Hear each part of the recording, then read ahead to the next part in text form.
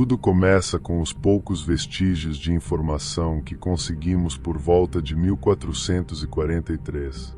Uma nota revela que o navio Marta, que saía da Noruega com destino ao Marrocos, com uma carga de tecidos, temperos, iguarias e uma curiosa mas assustadora relíquia, um caixão antigo envolto por correntes, todo lacrado por pregos e enrolado com faixas antigas, não se sabe quem o enviou.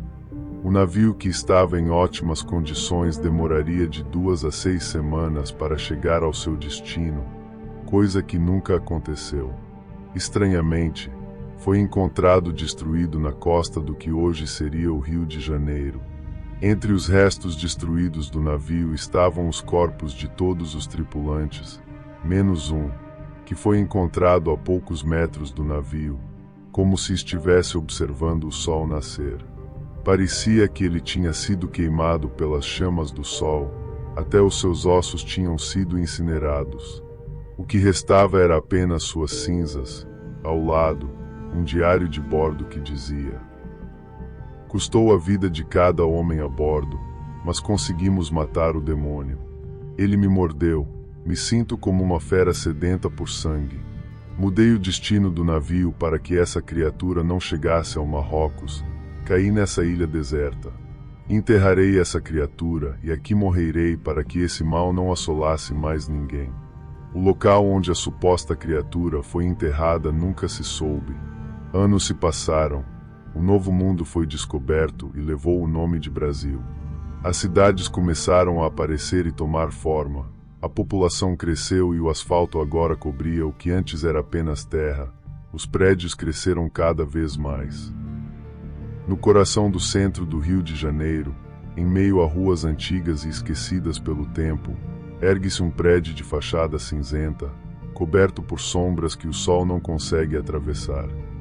Poucos se lembram do nome dele, mas os mais velhos ainda sussurram quando falam do edifício Riachuelo. Seu Francisco, hoje com 87 anos, conta que fez parte da construção do Riachuelo.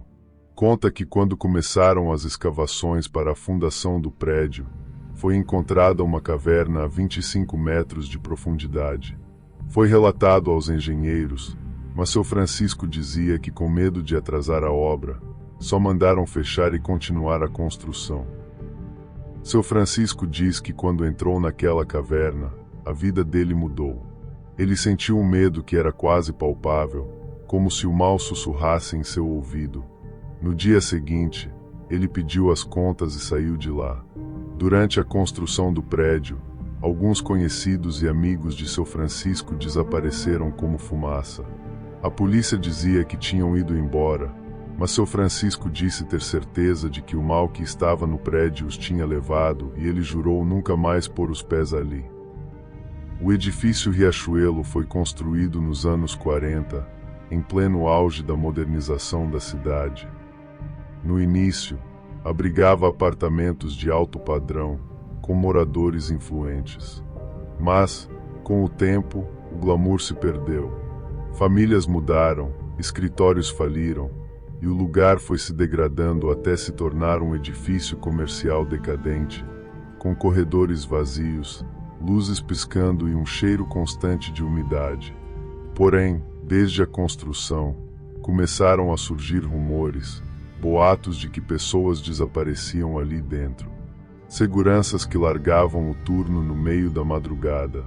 Funcionários que juravam ter visto um homem de terno antigo, pele pálida e olhos brilhantes, circulando pelos corredores. E o mais curioso sempre foi o apartamento 1, que estranhamente teria sido construído abaixo do nível da rua. Nem o próprio síndico se arrisca a entrar ali. Existe uma história que diz que, nos anos 60, uma seita teria praticado um ritual naquele apartamento e que, desde então, o mal mora ali. Em 1983, um caso chocou a população local. 3 funcionárias de um pequeno escritório de advocacia desapareceram sem deixar rastros. As câmeras de segurança da época eram limitadas, mas uma imagem ficou marcada. Uma silhueta parada diante do elevador, vestindo um paletó escuro, encarando a câmera sem piscar por 30 segundos. A polícia nunca encontrou os corpos, e o dono do escritório, Sr. Matheus Diniz, abandonou tudo uma semana depois, deixando uma carta onde dizia: "Ele vive entre os andares. Não olhem para ele. Nunca entrem no elevador após a meia-noite e jamais vão ao apartamento 1. O relato mais fiel que temos são os diários de um morador, seu Tadeu. Ele mudou para lá em 1974. O prédio estava em seu auge. Em uma noite, ele começou a perambular pelos corredores e salas do prédio até que chegou ao subsolo.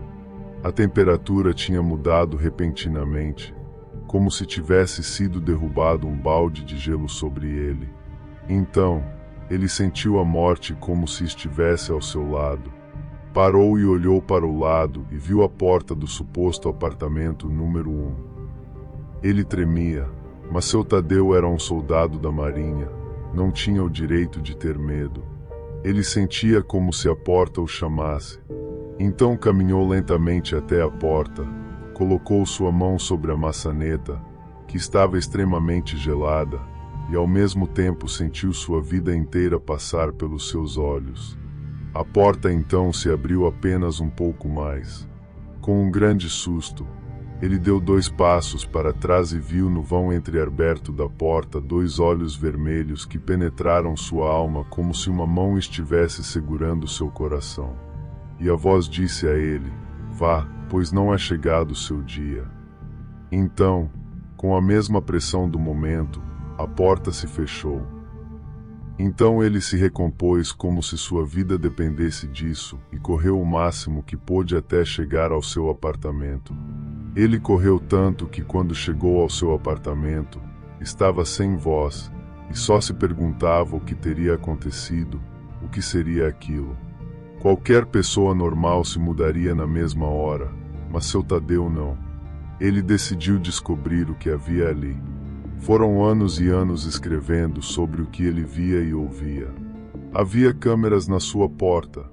Ele acabou ficando paranoico com isso. Em um de seus diários, ele relata que, no ano de 1992, ele estava em seu apartamento, se levantou de madrugada, olhou pela janela e a lua estava linda, amarelada e grande. Então, voltou seus olhos para a câmera de segurança. Era por volta das 2 da manhã. Viu uma moça nova com a chave do carro em suas mãos, despreocupada, andando pelo corredor. Segundos depois, viu uma silhueta com muita estática atrás dela que a seguia. E com um pouco mais de atenção, ele viu aqueles olhos novamente. Rapidamente se apossou de sua arma e saiu de roupão de seu apartamento o mais rápido que pôde. Ele morava no 903 e era o penúltimo apartamento do corredor. Correu o máximo que pôde.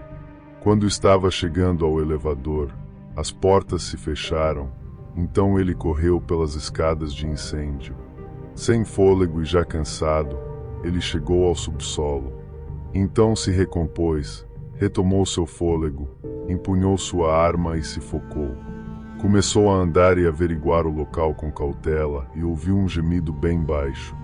Ele seguiu em passos lentos, passando por 2 carros em um canto escuro. Ele viu a criatura em sua forma verdadeira. Era algo como se tivesse vindo das profundezas do Hades, uma criatura magra e pálida, com asas como de morcego, poucos cabelos, pele enrugada, um cheiro de morte e aqueles olhos vermelhos penetrantes. Na hora, ele paralisou com sua arma em punho, e novamente ouviu a voz da criatura dizer a mesma frase em sua mente: "Ainda não é sua hora." Voltando a si, ele vê que a criatura ainda está com o corpo da mulher em seus braços. Ele grita: "Solte!" Mas ela, se esgueirando, vai até o apartamento 1, que se encontrava a uns 10 metros dali com o corpo daquela jovem moça em suas mãos. Então entra e a porta se tranca. Então, ele vai até a porta e chuta até arrombar. Quando a porta se abre, ele vê apenas um cômodo vazio. As autoridades e o guarda do prédio chegam. Seu Tadeu conta a história, mas nada muda. Ele mostra as gravações. Os policiais veem e acreditam nele, mas infelizmente não existe vítima nem criatura. Ele continuou sua procura até 2010, quando ele escreve na última página de seu diário: "Vou atrás dela, mas não sei se voltarei."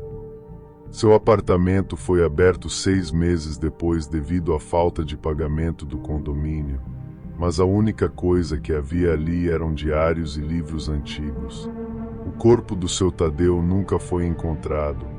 O relato mais recente veio em 2019, de um entregador de aplicativo chamado Leandro.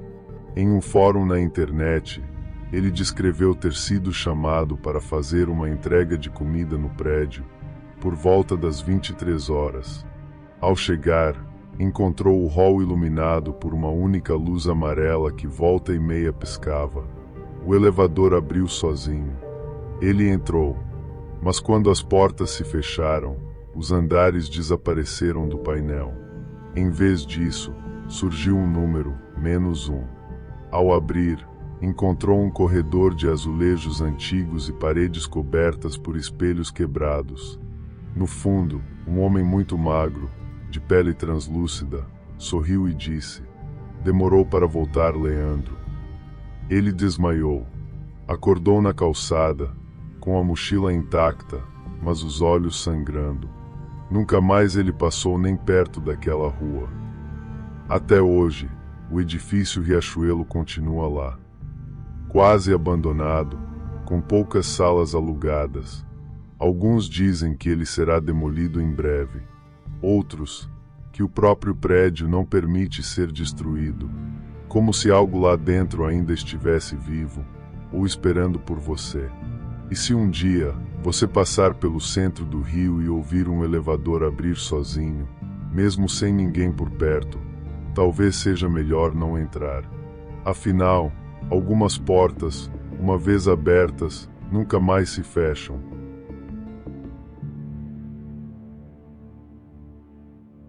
Deixe sua opinião nos comentários. Mande seu pesadelo para nós, para que ele entre no nosso acervo. E não se esqueça, pesadelos, às vezes, podem ser mais reais do que se imagina.